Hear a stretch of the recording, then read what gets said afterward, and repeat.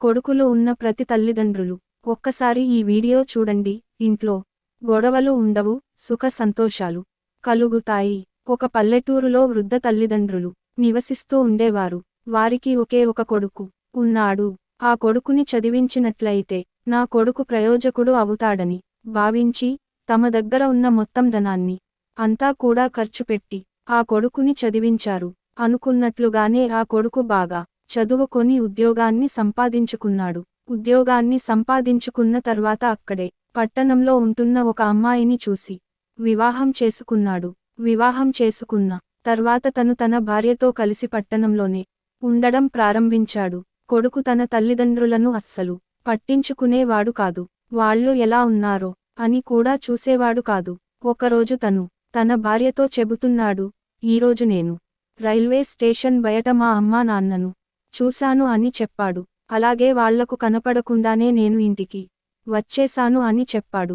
ఏంటి మీ అమ్మా నాన్నలను చూశారా? వారు ఎంతో ఇష్టంగా పట్టణానికి వచ్చినప్పుడు వాళ్ళని అలాగే ఫుట్పాత్ మీదే ఉండనివ్వండి. అంతేకాని పొరపాటున కూడా మన అడ్రస్ వాళ్లకు చెప్పవద్దు అని భార్య చెప్పింది. ఒకవేళ వాళ్ళు మన అడ్రస్ని వెతుక్కుంటూ వచ్చేస్తే అప్పుడు మనం ఏం చేయాలి అని అడుగుతాడు ఆ వృద్ధుల పుత్రుడు. అతని భార్య అంటుంది, మీరు భలే చెప్తున్నారు. ఇంత పెద్ద మహానగరంలో మన అడ్రస్ కనుక్కోవడం అంత తేలికైన విషయమేమి కాదు. ఈ జనంలో వారు మన ఇంటిని కనిపెట్టలేరు. మనం ఇల్లు కూడా మారిపోయాం కదా. అలాగే మన అమ్మా నాన్నలకు మన కొత్త ఇంటి అడ్రస్ కూడా తెలియదు. అంతలో భర్త అంటున్నాడు, నీకు ఏమైనా మతిపోయిందా? ఇంటి అడ్రస్ తెలీదు కానీ నా ఆఫీస్ అడ్రస్ తెలుసు కదా. సరాసరి అక్కడికి వెళ్ళి మన ఇంటి అడ్రస్ తెలుసుకుని ఇక్కడికి వస్తే. అప్పుడు అతడి భార్య అంటుంది, అనుమతి లేనిదే ఆఫీస్ వాళ్ళు ఇంటి అడ్రస్ ఇవ్వరు కదా. కానీ వాళ్ళు నా తల్లిదండ్రులు అని తెలిస్తే ఖచ్చితంగా నా అడ్రస్ను వాళ్ళు ఇచ్చేస్తారు. నాకు ఏమాత్రం కూడా అర్థం కావడం లేదు. ఎందుకు నన్ను వదలరు వీళ్ళు? నా ప్రాణం తీస్తున్నారు అని మాట్లాడుతూ ఉండగానే ఈ లోపల ఎవరో తలుపు కొట్టిన సౌండు వినిపించింది. ఆ వృద్ధుల కొడుకు ఇంకా అతని భార్య ఒకరి ముఖాన్ని ఒకరు చూసుకుని కొంపదీసి వచ్చేశారా ఏమిటి అని అనుకుంటూ ఇద్దరు వెళ్ళి తలుపులను తీశారు. తలుపులను తీసి చూసేసరికి తల్లిదండ్రులు అక్కడ ఉండడం చూసి ఆశ్చర్యపోయారు ఇద్దరూ. ఇంతలో తండ్రి అడుగుతున్నాడు, నువ్వు మమ్మల్ని స్టేషన్ బయట చూడలేదా బాబు అని అడిగాడు. అప్పుడు కొడుకు అంటున్నాడు, నేను చూడలేదు అన్నాడు. అతడు చూశాడు అన్న విషయానికి తండ్రికి తెలుసు. అయినా కూడా తండ్రి ఏమీ మాట్లాడలేదు. తండ్రి అంటున్నాడు, నేను నీ అడ్రస్ కనుక్కొని ఇంటికి రావడంలో చాలా ఇబ్బంది పడ్డాను. ఇంత పెద్ద నగరము, 4 వైపులా కూడా పెద్ద కట్టడాలు, చివరికి ఎలాగోలా మీ ఆఫీస్కి వెళ్ళి మీ అడ్రస్ని తెలుసుకున్నాను. తెలుసుకొని ఇక్కడికి వచ్చాను. ఇంతలో కొడుకు అడుగుతున్నాడు, సరే కానీ ఇంతకీ ఎందుకు వచ్చారు చెప్పండి అని తండ్రిని అడుగుతాడు. నా జీతంతో నా భార్య నేను బతకడమే చాలా కష్టంగా ఉంది. అసలు మీ ఇద్దరికీ ఆత్మాభిమానం ఉన్నదా? అసలు చివరిసారి ఇంటికి వచ్చినప్పుడు ఇంకొకసారి తిరిగి రావద్దు అని చెప్పాను కదా.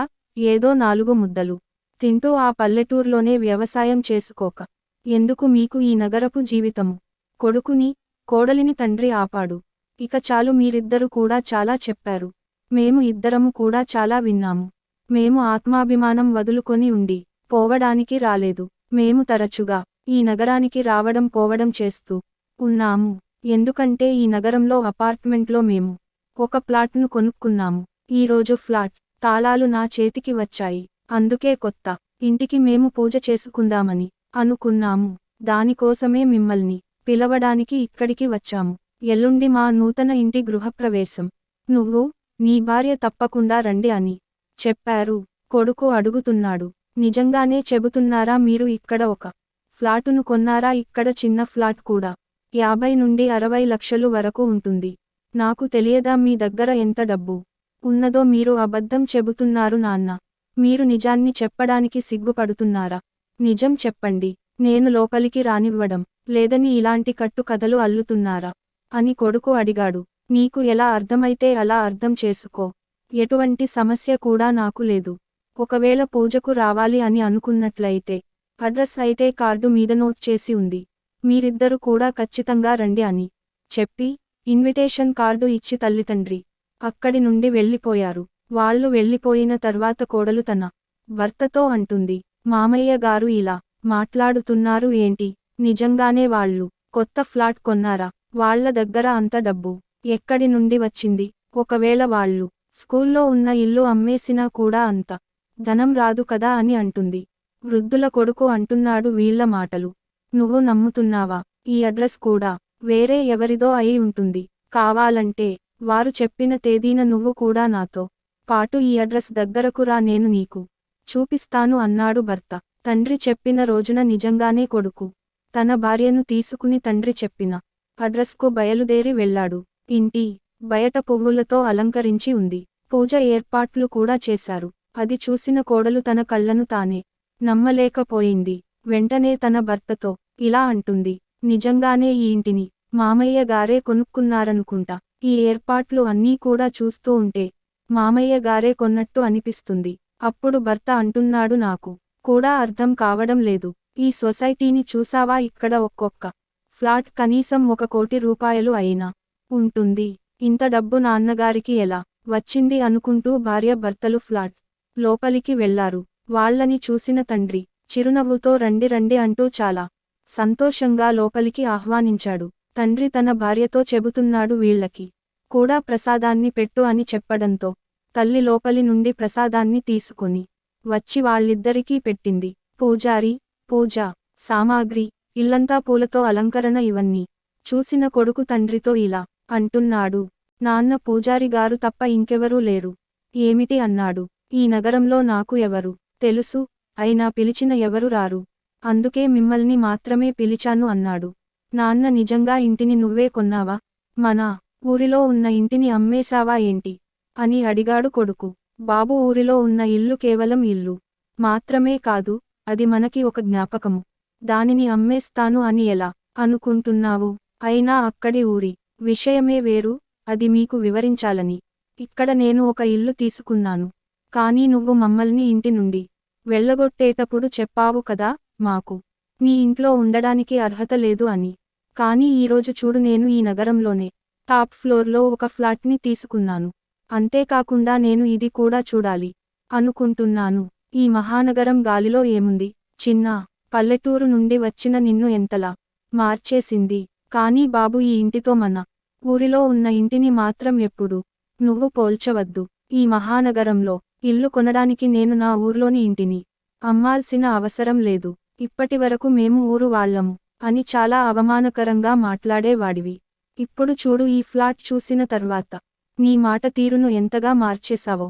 మా పట్ల మీరు వ్యవహరించిన తీరుని ఈ జన్మలో మరవలేను. నీ ప్రశ్నలకు నేను సమాధానం ఇవ్వవలసిన అవసరం కూడా నాకు లేదు.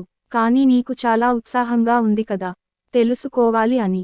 నేను ఈ ఫ్లాట్ ఎలా కొన్నానో అని, మేము చిన్న ఊరు నుండి వచ్చాము అని, మహానగరంలో ఉండే అర్హత లేదు అని అవమానకరంగా మాట్లాడి, మేము కూడా మహానగరంలో ఉండగలము అని గుర్తించాలి అని నేను ఈ ఫ్లాటు కొన్నాను. నా వ్యవసాయ భూమిలో కర్మాగారాన్ని నిర్మించడానికి ఒక ప్రైవేటు కంపెనీ వాళ్ళు నా భూమిని మంచి ధరకు కొన్నారు. ఆ వచ్చిన డబ్బులతోనే నేను ఈ ఫ్లాటును కొన్నాను. ఈ విషయానికి గురించి చెప్పడానికి నేను ఇంతకు ముందు కూడా మీ ఇంటికి వచ్చాను. కానీ మీరు మా పట్ల వ్యవహరించిన తీరుకి చెప్పాలి అని అనిపించలేదు. నువ్వు ఈరోజు చెప్పిన మాటలు, ఆ రోజు చెప్పిన మాటలు ఒక్కసారి గుర్తు తెచ్చుకో బాబూ. నువ్వు ఆ రోజు చెప్పిన మాటలు నాకు ఇంకా గుర్తున్నాయి అని తండ్రి గతంలోనికి వెళ్ళి ఆ రోజులను గుర్తు చేసుకున్నాడు. అమ్మ, నాన్న, మీరు ఎన్ని రోజులు ఉండి వెళతారు? ఎందుకో అడుగుతున్నాను అంటే ట్రైన్ టికెట్లను ముందే బుక్ చేసుకోవాలి కదా. ట్రైన్ టికెట్లు దొరకడం కష్టమైపోతుంది అని చెప్పాడు కొడుకు. ఇంతలో తండ్రి అంటున్నాడు, బాబూ, మేము ఏమి ఆలోచిస్తున్నాము అంటే మేమిద్దరం కూడా ఒంటరిగా ఊర్లో ఏం చేస్తాము? నాకు కూడా అక్కడ ప్రస్తుతానికి ఎటువంటి పని కూడా లేదు. మేము కూడా మీతో పాటే ఉందామని ఆలోచిస్తున్నాము. ఇల్లు కొంచెం చిన్నదిగా ఉంది, అందుకే ఆలోచిస్తున్నాము. ఈ మాటలు విన్న తండ్రితో కొడుకు ఇలా అంటున్నాడు. మీకు ఇల్లు చిన్నదిగా ఉందని తెలిసినా కూడా ఈ ఇంట్లోనే ఉంటాము అని ఎందుకు అంటున్నారు? అప్పుడు కోడలు చెబుతుంది, మీ అమ్మ నాన్న వెళ్ళేటట్లు లేరు, తిని కూర్చోడానికి అలవాటు పడ్డారు, ఇంకెందుకు వెళతారు? ఇంతలో కొడుకు చెబుతున్నాడు, నాన్న, నేను మీకు కొన్ని రోజులు సమయం ఇస్తున్నాను. ఎంత తొందరగా కుదిరితే అంత తొందరగా మీరు తిరిగి వెళ్ళిపోయే ఏర్పాట్లను చేసుకోండి అంటాడు. కొడుకు నుండి ఈ మాటలు విన్న తల్లి తండ్రి ఇద్దరు కూడా చాలా బాధపడుతూ, ఆత్మాభిమానం చంపుకుంటూ ఇక్కడే ఉండవలసిన అవసరం మాకు లేదు. ఎలాగోలాగా వెంటనే టికెట్లు చేయించుకోవడానికి ప్రయత్నాన్ని చేశారు. కానీ వారం రోజుల తర్వాత టిక్కెట్లు దొరికాయి. వారం తర్వాత టికెట్లు దొరికిన విషయానికి తెలుసుకున్న కొడుకు నాన్నతో ఇలా అన్నాడు. నాన్న ఇక్కడ ఉన్నంత వరకు ఎలాగోలాగా నేను మిమ్మల్ని భరిస్తాను. కానీ తర్వాత దయచేసి మళ్ళీ ఇక్కడికి రాకండి అంటాడు. ఆ తర్వాత రోజు నుండి కోడలు వ్యవహార శైలి మొత్తము కూడా మారిపోయింది. అత్తగారితో మొత్తం ఇంట్లో ఉన్న పనులన్నింటినీ కూడా చేయించేది. ఒకరోజు ఉదయాన్నే అత్తగారు అమ్మ నాకు ఎందుకో ఈ రోజు ఉదయం నుండి కొంచెం బాగాలేదు. గుండెల్లో ఏదో దడగా అనిపిస్తుంది. ఈ రోజుకి వంట నువ్వే చేయమ్మా అని కోడలితో చెబుతుంది. అంతలో కోడలు ఇలా అంటుంది. ఇక్కడికి వచ్చిన కొత్తలో ఇంటి పని అంతా కూడా చకచక చేసేవారు. ఎప్పుడైతే మీ కొడుకు ఇంటి నుండి వెళ్ళిపొమ్మన్నాడో అప్పటి నుండి మీ ఆరోగ్యం బాగాలేదు అని సాకులు చెప్పడం మొదలు పెట్టారు. అలా ఏమీ లేదమ్మా, నిజంగానే నా ఆరోగ్యం బాగోలేదు అని చెబుతూనే అత్తగారు కళ్ళు తిరిగి పడిపోయింది. వెంటనే కోడలు తన భర్తని గట్టిగా పిలిచింది. ఆ శబ్దానికి మామగారు కూడా గదిలో నుండి పరిగెత్తుకుంటూ వచ్చాడు. కొడుకు కాసేపటికి తాపీగా వచ్చాడు. తన భార్య పరిస్థితి చూసుకున్న ఆ పెద్దాయన కొడుకుతో చెబుతున్నాడు. బాబు వెంటనే అంబులెన్స్ పిలిపించు, మీ అమ్మని తొందరగా హాస్పిటల్ కి తీసుకొని వెళ్ళాలి అన్నాడు. ఇంతలో కొడుకు అంటున్నాడు. కాస్త కళ్ళు తిరిగి పడిపోతేనే ఎందుకు అలా అరుస్తున్నావు? ముఖం మీద కాస్త నీళ్లు చల్లండి, అమ్మకి మెలకువ వస్తుంది.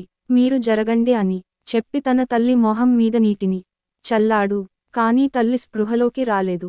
అది చూసిన తండ్రి చాలా కంగారు పడిపోయాడు. వెంటనే అంబులెన్సును పిలవండి, నాకు ఎందుకో చాలా భయంగా ఉంది అని చెప్పాడు ఆ తండ్రి. నాన్న పిలవగానే వచ్చేయడానికి ఇది ఏమన్నా చిన్న ఊరు అనుకుంటున్నారా? మీకు తెలుసు ఇక్కడ ఆసుపత్రికి ఎంత ఖర్చవుతుందో. ఆసుపత్రి బిల్లు కట్టేలోపే నా మొత్తం సంపాదనంతా కూడా అయిపోతుంది.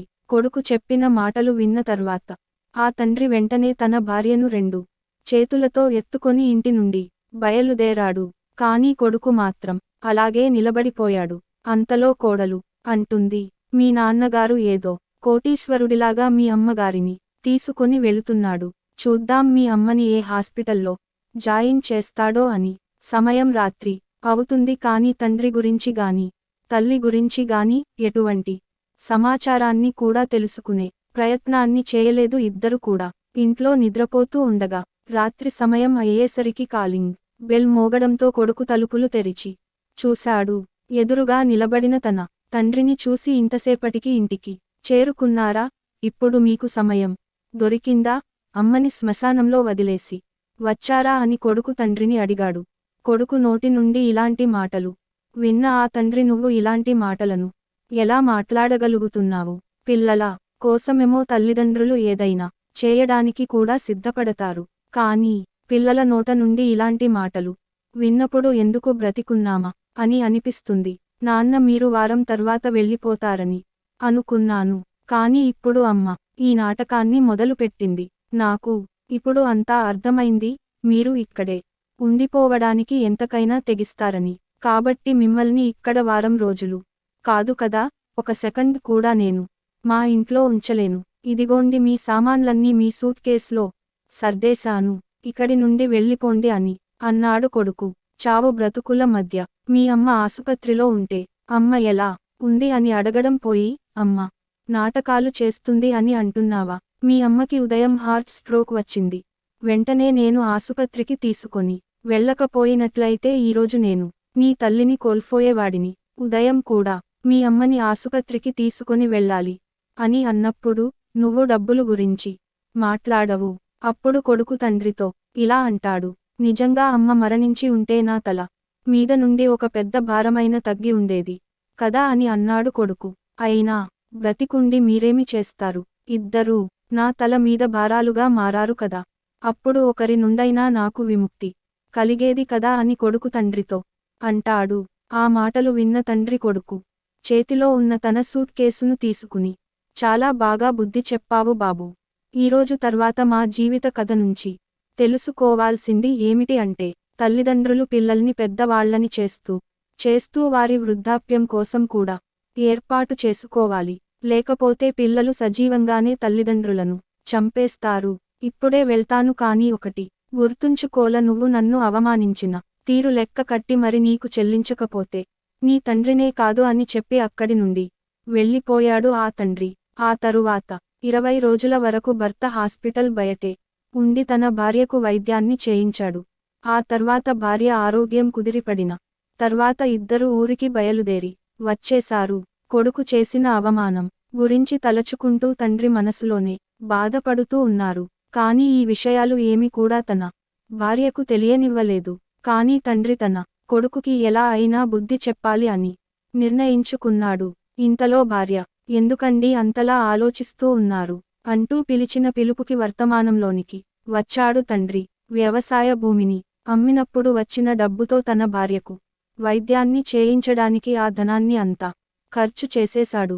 ఆ తర్వాత మిగిలిన డబ్బుతో ఒక ఫ్లాటును కొన్నాను అంటూ ఈ విషయాన్ని గురించి చెప్పాలి అని మీ ఇంటికి వచ్చాను. కానీ మీ అమ్మ పట్ల నువ్వు మాట్లాడిన మాటలు, నీ వ్యవహార శైలి నాకు నచ్చకపోవడంతో నీకు ఈ విషయానికి గురించి చెప్పకుండా వచ్చేశాను. లేకపోతే ఈరోజు ఈ ఫ్లాట్ నీ పేరు మీదే ఉండేది. కానీ ఇప్పుడు కూడా ఈ ఫ్లాట్ నువ్వు దక్కించుకోవచ్చు. కానీ దానికి ఒక షరతు. నువ్వు ఆ షరతుకు ఒప్పుకున్నట్లయితే ఈ ఫ్లాటు నీకే ఇస్తాను అని ఆ తండ్రి కొడుకుతో చెప్పాడు. ఆశ్చర్యకరంగా అడుగుతున్నాడు ఆ కొడుకు. ఆ షరతు ఏమిటి నాన్న అని అన్నాడు. నువ్వు నీ భార్య ఇక్కడే 6 నెలల పాటు ఉండి మా సేవను చేయాలి. అది కూడా ఎలాంటి వేతనాన్ని ఆశించకుండా. నువ్వు మా సేవ చేసినట్లయితే అప్పుడు ఈ ఫ్లాట్ని నేను మీ ఇద్దరి పేరు మీద మార్పిస్తాను. తర్వాత మేము మా ఊరికి వెళ్ళిపోతాము అని చెప్పాడు ఆ తండ్రి. నిజం చెప్పాలి అంటే నాకు నా ఊరిలో ఉండడమే ఇష్టం అన్నాడు ఆ తండ్రి. ఏంటి 6 నెలలా అని ఆశ్చర్యంగా అన్నాడు ఆ కొడుకు. ఇంతలో కోడలు అంటుంది, 6 నెలలు మేము మీకు సేవ చేస్తాం మావయ్య గారు అంటూ తన భర్తని పక్కనే ఉన్న గదిలోనికి తీసుకువెళ్ళి, మీకు ఏమైనా మతిపోయిందా ఏంటి? ఈ ఫ్లాట్ విలువ 1 కోటి రూపాయలు అయినా ఉంటుంది. సరే నువ్వు చెప్పినట్లే చేద్దాము అంటూ ఇద్దరు గది నుండి బయటకు వచ్చి, కానీ నాన్నగారు మీరు 6 నెలల తర్వాత ఈ ఫ్లాట్ నా పేరు మీద రాస్తారు కదా అని అడిగాడు కొడుకు. నేను మాట మీద నిలబడతాను, కానీ నేను నమ్మకం కోసం నీకు ఇంటి కాగితాలని ఇస్తున్నాను. ఇప్పుడు చెప్పు, నేను చెప్పిన షరతుకి మంజూరు అవుతున్నావా అని అడుగుతాడు తండ్రి. అప్పుడు కొడుకు చెబుతున్నాడు, సరే నాన్న, ఉద్యోగం మానేసి మీకు సేవ చేస్తాను అని ఒప్పుకొని కొడుకు, కోడలు వారి ఇంటిని కూడా అమ్మేసి ఆ డబ్బుతో నెలసరి అవసరాలను తీర్చుకుంటూ 6 నెలల పాటు తల్లిని తండ్రిని కాలు కూడా నేల మీద పెట్టకుండా చూస్తున్నారు. 6 నెలలు గడిచిపోయిన తర్వాత కొడుకు తనకు ఈ ఫ్లాట్ దక్కుతుందని సంతోషంతో నేల మీద నిలబడకుండా ఉన్నాడు. ఇంతలో తండ్రి తరఫున లాయర్ వచ్చి కొడుకుకి కాగితాలను అప్పగించాడు. అప్పుడు తండ్రి అంటున్నాడు, బాబు మేము వెళ్లే ముందు నీకు ఒక మాట చెబుతున్నాను. నువ్వు వెళ్ళి మన ఇంటికి రంగులు వేయించుకోమని చెప్పాడు. చాలా సంవత్సరాల క్రితం రంగులు వేయించాం కదా, ఆ రంగుల్ని కూడా మాసిపోయినట్లుగా అయిపోయాయి. నువ్వు ఇంటికి వెళ్ళేటప్పుడు రంగులు వేయించుకోమని చెప్పాడు. ఏ ఇంటి గురించి మాట్లాడుతున్నారు నాన్న అని అడిగాడు కొడుకు. అలాగే మీరు ఈ ఫ్లాట్ కొత్తగానే కదా కొన్నారు, ఈ రంగులన్నీ కొత్తగానే కదా ఉన్నాయి. ఇంతలో తండ్రి అంటున్నాడు, అయ్యో, ఈ కాగితాలలో ఉండేది నువ్వు సంతోషంలో చూడలేదేమో. ఊర్లో ఉన్న ఇల్లు నీ పేరు మీద రాశాను. నాకున్నది ఆ ఊర్లో ఉన్న ఇల్లు మాత్రమే. ఇక ఈ ఫ్లాట్ గురించి అంటావా? ఈ ఫ్లాట్ను అయితే నేను 6 నెలలు కోసం అద్దెకు తీసుకున్నాను. నగరంలో నివసిస్తున్నాను అనే అహంకారంతో తల్లిదండ్రులను దారుణంగా అవమానించావు. నీ అహంకారానికి తట్టుకోలేక నేనే ఈ విధంగా చేశాను. ఇప్పుడు మీరు ఊర్లో నివసించడం తప్ప మీకు వేరే మార్గం లేదని చెప్పాడు తండ్రి.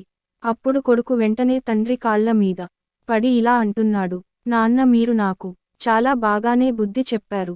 కానీ నేను మీ పట్ల ప్రవర్తించిన తీరు కూడా నేను అలా ప్రవర్తించి ఉండకూడదు అని తండ్రితో చెప్పి కొడుకు చాలా బాధపడ్డాడు. ఎందుకు అంటే వాళ్ళిద్దరూ కలిపి కొడుకు కోడలు అత్తమామలతో కలిసి వారి దగ్గరే ఉండడంతో వారి మధ్య అన్యోన్యత అనేది బాగా పెరిగిపోయింది. వారు కూడా తల్లిదండ్రులకు సేవ చేస్తున్నాము అని, ఫ్లాట్ దక్కుతుందని ఆశతోనే ఉన్నారు. కానీ వారందరూ కలిసి ఒకే చోట ఉండటంతో ఒకరికి ఒకరికి మధ్య అనుబంధం అనేది పెరిగిపోయింది. అప్పుడు కొడుకు చెబుతున్నాడు, నేను మీ పట్ల ప్రవర్తించిన ప్రవర్తనకు క్షమించమని తల్లిదండ్రుల కాళ్ల మీద పడి అడిగాడు.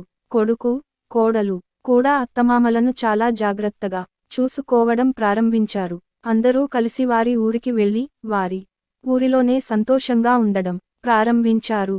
ఎందుకంటే తన తల్లిదండ్రులు ఏ విధంగా అయితే కష్టపడి చదివించారో, ఉద్యోగం రావడానికి కారణమయ్యారు. తరువాత ఆ విషయాలు అన్నీ కూడా కొడుకు తెలుసుకున్నాడు. తన తల్లిదండ్రులు పట్ల తను చేసిన చెడ్డ పనులకు, తాను చేసిన ఆలోచనలకు కొడుకు చాలా బాధపడ్డాడు. కొడుకు, కోడలు ఇద్దరు కూడా అత్తమామలను తల్లిదండ్రుల వలె చూసుకోవడం ప్రారంభించారు. ఫ్రెండ్స్, ఈ వీడియో గనుక మీకు నచ్చినట్లయితే ప్లీజ్ లైక్ చేసి మీ ఫ్రెండ్స్కి షేర్ చేయండి.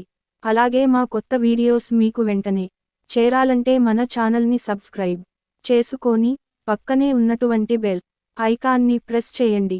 ధన్యవాదములు.